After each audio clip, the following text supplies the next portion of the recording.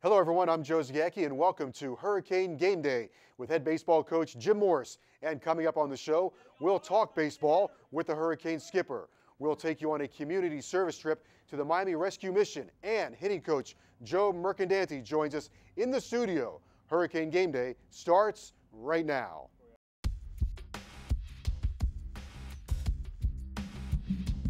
Okay, here we go. Let's go.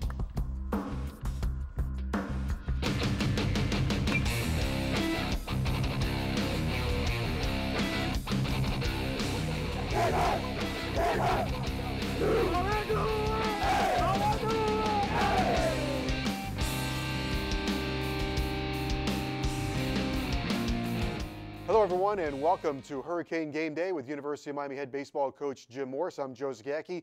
Hurricanes coming off a big weekend last weekend against North Carolina State, a sweep and a game in the middle of the week against Berry, and coming up this week on the road against Maryland. University of Miami head coach Jim Morris is with us, and Hurricanes are rolling right along right now, playing good baseball, coach, and we'll break down some of the numbers, but pretty much now at the midway point of the year, and looks like your team is taking on an identity.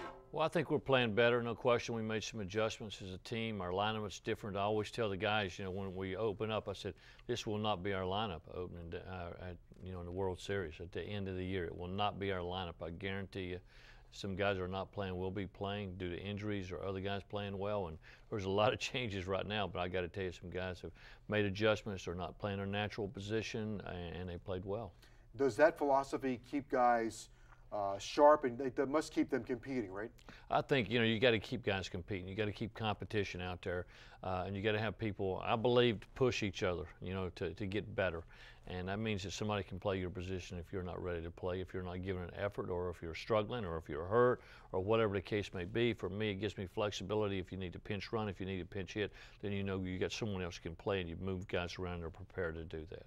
You might say your club a little bit streaky at the beginning of the year, came out of the block slow, but then won 9 games in a row, had a tough time against Georgia Tech, and then reeled off 7 games in a row after that as well. 16 of the last 19 games, you've been a winner, so that's a good trend. That is good. I mean, I feel good about where we're at right now.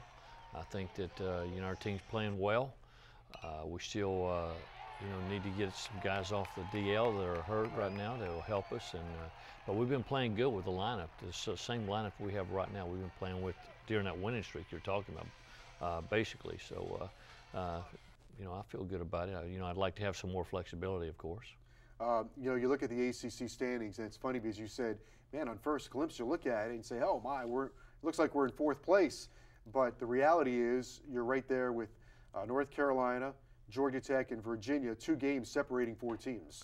Well, you're right, and this division is so much stronger than the other division. If we were in the other division, we'd be in 1st place. So it's by a lot. Yeah, by a lot. Yeah, so it's crazy. But we've got all those people to play. We've got North Carolina to play. We got Virginia to play. We got Florida State to play. All those people with us. So, and Florida State's leading the other division at 9-6. And of course, you're 1 game short because you did have the game against Boston College rained out. Right, and that could come in and come into play at the end of the season because your standings is based on percentages. Not who you beat or whatever, but it's that percentage. The one from the other division is going to be the number 1 when we get to divisions in the ACC tournament. And so you got those 2 ones, then you got 2, 3, 4 based on your percentage and your record, not on the division. So, the bottom line is you just got to win. We're going to talk hitting coming up in a little bit during the show, but let's salute some of your pitching, especially against North Carolina State. E.J. Encinosa was unbelievable in the Sunday game. A career-high 11 strikeouts, 1 walk, 2-hitter through 7 innings. Well, he pitched great. He struggled a little bit the first inning, and he threw a lot of pitches. Is the reason we had to get him out of there, when we did. Plus, we feel really good. I'm a bullpen guy. I believe you go to a fresh guy that's strong, that's ready to go, and that's used to finishing. To me, that's a big thing, too. A guy's used to finishing a game. That's the toughest inning to pitch is the 9th inning. It was also a big weekend against North Carolina State because you had the reunion of the 2001 National Championship team. Maybe you can talk about why that was so special for you.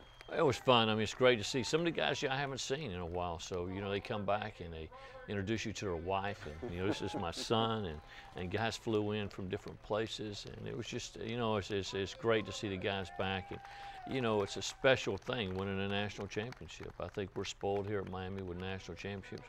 But the real deal is those guys won a national championship. It's been 10 years since we won one.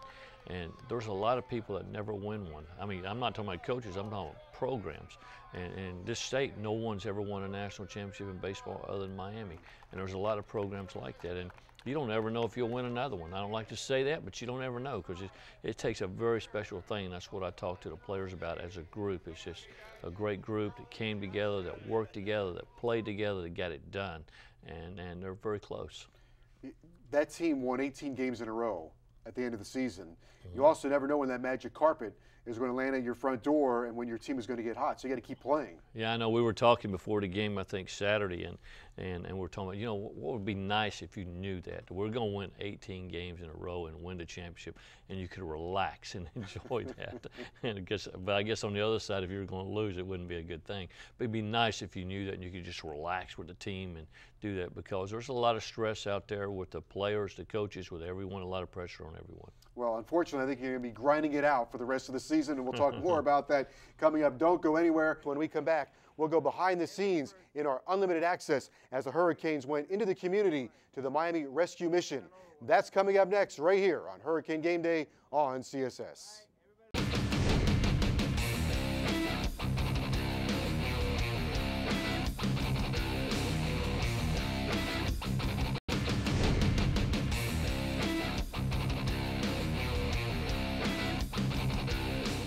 Welcome back to Hurricane Game Day here on CSS.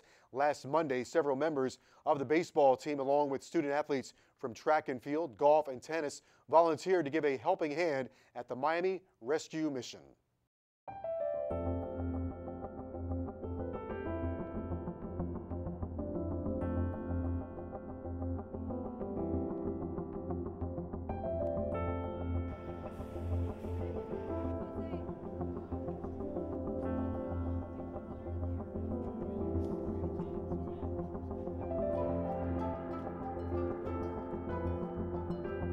This is a computer-enhanced self-instructional program. We teach adult basic education. We're trying to give our students some of the skills that they need for a very competitive job market.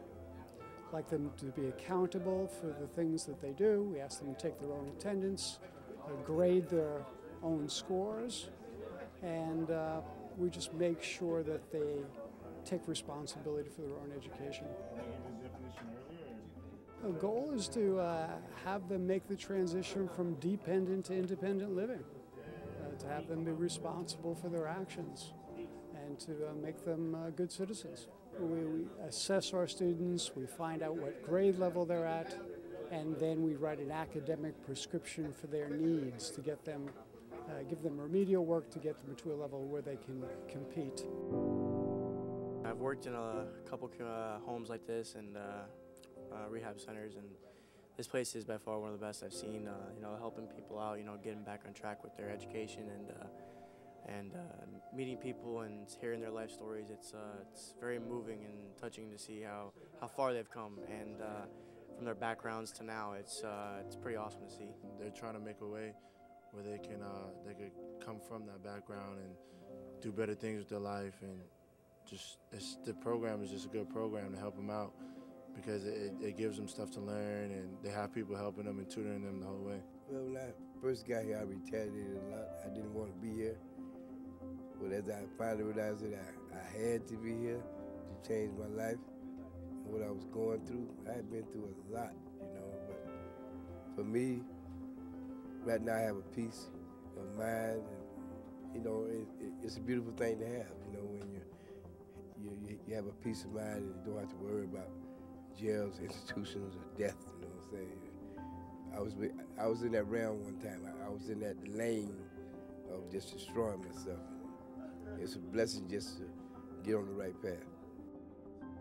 Anything to help anybody else is really not an inconvenience for me. I mean, you know, I have no problem coming on here my day off, you know, hearing, you know, being somebody so somebody else can talk to me, you know, tell me their story, and for me to help them out, it's really not going to bother me. So, I mean, it's great that we come out here and, you know, help other people. It certainly means a lot. I think it works both ways. I think it teaches your students some things about the homeless, and teaches the homeless some things about athletes from a major college. We're supposed to be helping them to teach them things, and they're teaching us life stories and telling us like the right way and the wrong way to do, and they're giving us what they did wrong and making sure we don't make the same mistakes. When a lot of people think they've been through something, the stories I have to tell, they will look at me and say, wow, you've been through that?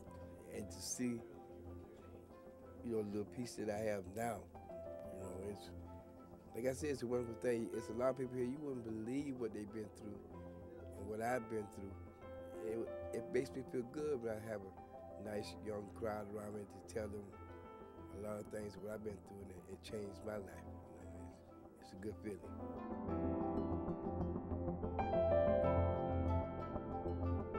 And thanks to Matt Small and his effort in producing that feature. Since 1922, the Miami Rescue Mission has served the less fortunate, giving them hope for a better life. Their doors are open 24 hours a day, 365 days a year, to provide food, clothing, and shelter, along with recovery programs and education for those who want to change their lives. If you'd like to volunteer or contribute, visit MiamiRescueMission.com.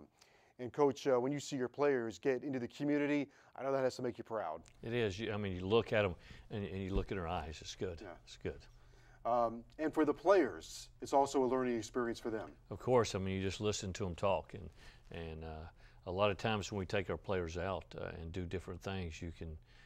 It's just as important for our players. You think it's important for the other people, but it's important for both. No question. Our players are learning. They're young, and they're looking at what's going on, whether it's going to something like this or going to a children's hospital. It's very beneficial to everyone. I often think for a player, it gives them also gives them a little more perspective, because they're so busy playing games and going to school and concentrating on their little piece of the world, that they see other things that are happening. Well, it is. I mean, we all get focused on what we're doing, no question about that, and get blinders. And I guess I'm as bad as anyone. Once the season starts, I'm like, it's baseball. And inspiring also, not only in the community doing an activity like that, but before the ball games, all the little leaguers are always out in the field during the weekend. I think that's a great opportunity for kids who want to play baseball. They see the college ball players, and you guys do a great job in responding to it. Well, I love seeing the little leaguers out there, and it's funny. You get with those guys, or you see young kids or young kids in camp, and I met with two players, two prospective players this week that their parents brought in the pictures of them with me when they were 8 years old. And you look at it and you go, wow, because you hear the parents say a lot of times, this guy's going to play for you, and you're thinking that's 10 years from now, and it works. They do. They end up playing here.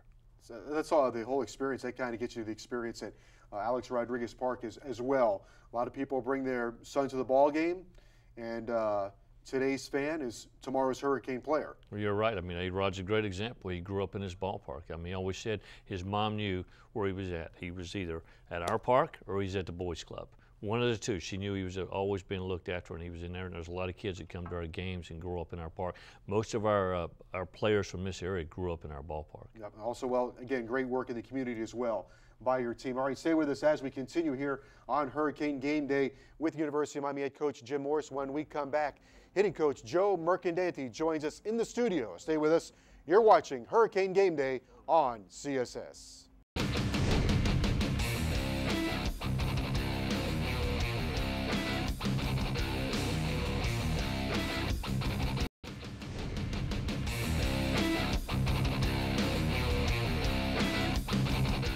And welcome back to Hurricane Game Day here on CSS. Joe Zagacki alongside University of Miami head coach Jim Morris, and joining us now in the studio, hitting coach and also in charge of catchers as well, Joe Mercandante. And he's on fire right now because your team is hitting the baseball over the last 10 games. That average is skyrocketed. Well, I remember we were going off the deep end about 2 weeks ago, whatever, probably. And we were hitting 230 in the last 3, 5, 7, 10 games, whatever it is. I've looked, we're hitting 300 plus. So I know for Joe that's something that is great. Last 10 games, 305. Joe, why do you think the average has changed? What has been the approach? I think just getting back to more of an aggressive mentality. Coach and I kind of sat down and felt like we were maybe overemphasizing the getting on top of the ball, hitting the ball on the ground, taking pitches, and I think guys just got kind of passive in their approach and the way they were swinging the bat. And as of late, guys have really been doing a better job of getting pitches early in the count and being aggressive and trying to drive it. And let's not make so much out of this new bat thing and just play our game. You know, it's funny you mentioned the word being aggressive at the plate, because that's what all the pitchers have said now with the new bat. Well, we can be aggressive. So, Coach, was there a tug of war on the philosophy? Well, there is. I mean, on-base percentages are down because pitchers are going right after hitters, and there's less walks. Therefore, the games are going quicker, you know, overall. So you got to be ready to hit because there's a lot of first ball fastballs, and I know that's our pitching philosophy. And as a hitters, as Merck said, you know, we got to be aggressive, and particularly if fastball counts. Also, 7 home runs in the last 10 games. So the long ball is starting to come back into the arsenal. Yeah, I think guys just, you know, you hit a couple. I think the guys are getting the confidence back and realizing that, you know, you don't have the little guys swinging for the fences, but the big guys can still try to drive the ball in the gaps. And when you make those mistakes, they turn into home runs if you square it up. You have a couple of guys that are hitting the ball really well for you right now. Coming off the North Carolina State series, Brad Figure, a new player, but he had a .460 weekend series against North Carolina State. Brad's, you know, a guy that when we went through recruiting and since the time he's been here, he's a great hand-eye coordination guy. He's not going to swing and miss a whole lot. The big thing with Brad has just really been adjusting to the pitches and realizing that guys are going to be around the plate, but that doesn't mean you need to swing every pitch. And he's been doing a better job of getting pitches that he can really handle. And, you know, he's been a very, very good surprise so far. Zeke DeVos, I know he's got to be your catalyst. He had a .400 weekend, and it looks like Zeke, and he had to move him to the infield as well. And that has not hurt his offense. No, not at all. I think Zeke has definitely embraced the new bats and kind of tailored his game more to what he should be. And he's seeing a lot more pitches. He's got close to 30 walks already through this part of the season. His on-base percentage, I think, is leading the team or near the top. So he's really been a great catalyst, and he's been a perfect fit for that leadoff position. Coach Joe also has to work with the catchers. So working with the catchers, maybe you can talk about how that assignment with hitting, being the hitting coach, but also working with the catchers, that has to help both ways.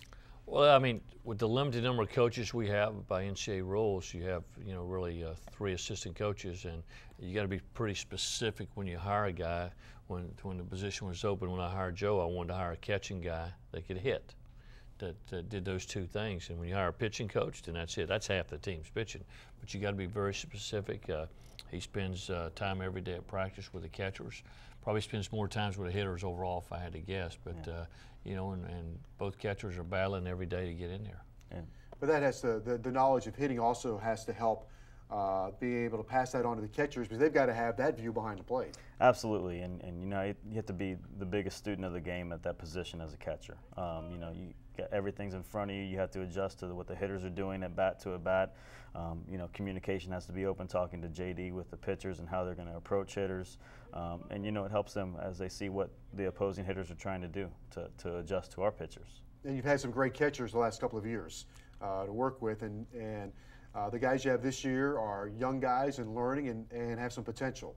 They do. David Villasuso, you know, has kind of been, you know, was in Yasmani's shadow a little bit last year and has getting a chance this year to play. And he's done a very good job as far as handling the pitching staff, and you know, he's very solid behind the plate. And then Shane Rowland, as a freshman, again, has done a good job handling the pitching staff so far. And they both, you know, like we talked about earlier, competition is really helping out that position. By the way, the other night, Coach got win number 1,300. That one didn't come very easy. Did you give him some Tums, or did you prop him up? What'd you have to do? You know, Coach is the coolest customer in the dugout. You know, I don't know how he does it. I have to look to him to kind of get my nerves calm sometimes. But it was a rough one, but he held it together, and he's been a great leader emotionally in that dugout so far this season. All right, thanks very much for being with us, Joe. And stay with us as we continue right here on Hurricane Game Day with the University of Miami head coach Jim Morris, back here on CSS right after this.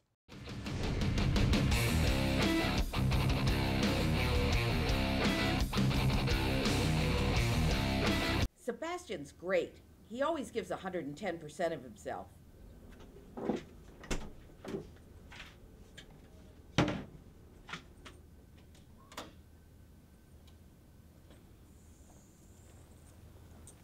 Thanks, Sebastian.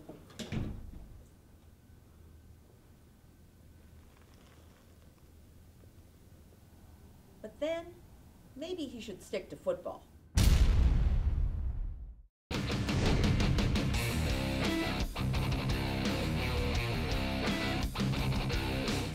And welcome back to Hurricane Game Day here on CSS. Joe Zagacki alongside University of Miami head coach Jim Morse. Time to take a look at what's coming up for the club this weekend on the road against Maryland.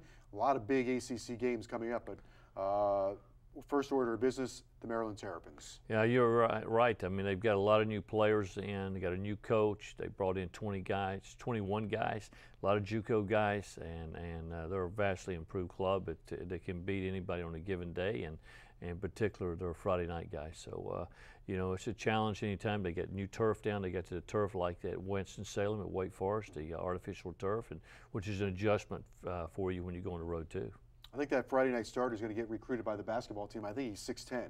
So yeah, right. That could be problematic. But going in, as we started the show, we were discussing your team playing really good baseball, especially in the ACC. You've won 16 of the last 19 overall games, and you got to be pleased with the way this thing is going into Maryland.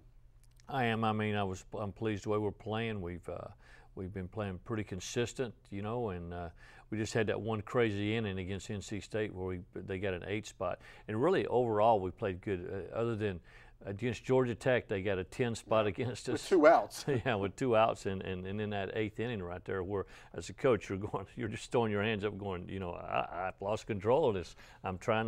We had the right guys in the game, pitching wise, and it just didn't happen. And the great thing is we still won against NC State. But I think we should also. I know you never make any kind of excuses, but you've had to really juggle guys around. You talked about that in the first segment a little bit, but your third baseman is playing shortstop. Your center fielder is playing second base. Let's see, your right fielder is playing left field, so forth and so on. Steven Perez is out. He's injured.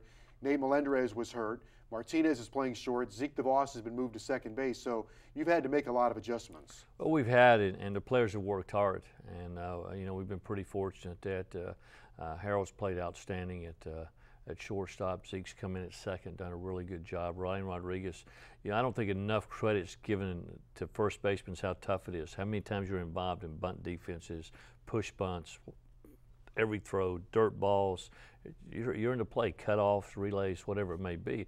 First baseman is a very particular. I don't think that we emphasize defense at that position. I'm talking about nationwide. Okay, you're on the road against Maryland. Then you come home with Florida State.